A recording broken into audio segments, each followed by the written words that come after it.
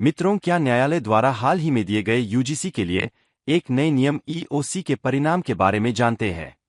यदि नहीं तो आइए जानते हैं।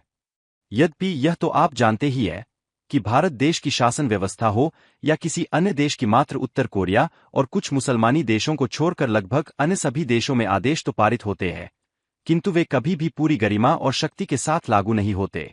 उदाहरण के रूप में, यदि ऐसा ही हो रहा तो भारत देश के स्वतंत्र और लगभग संविधान के स्थापित हुए 77 वर्ष हो गए, किंतु स्थितियां नाम मात्र की भी पूर्ण नहीं हो पाईं।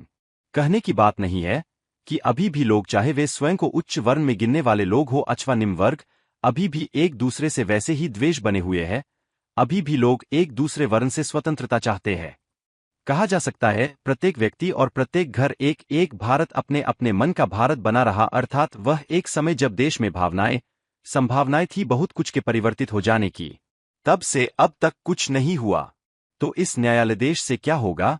यह भी एक स्वप्न की तरह मात्र स्मरण बनकर रह जाएगा। नौकरशाही फिर वैसे ही कार्य करेगी। हाँ, यह आवश्यक है कि जो वर्ग शासकीय रिजर्वेशन से बाहर है, उनमें सतर्कता और बढ़ जाएगी।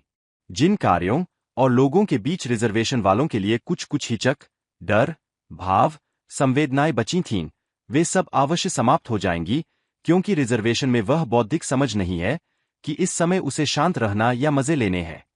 मित्रों, यदि आलोचना के क्षेत्र में आप रुचि रखते हैं तो कृपया मुझे हाँ लिखें।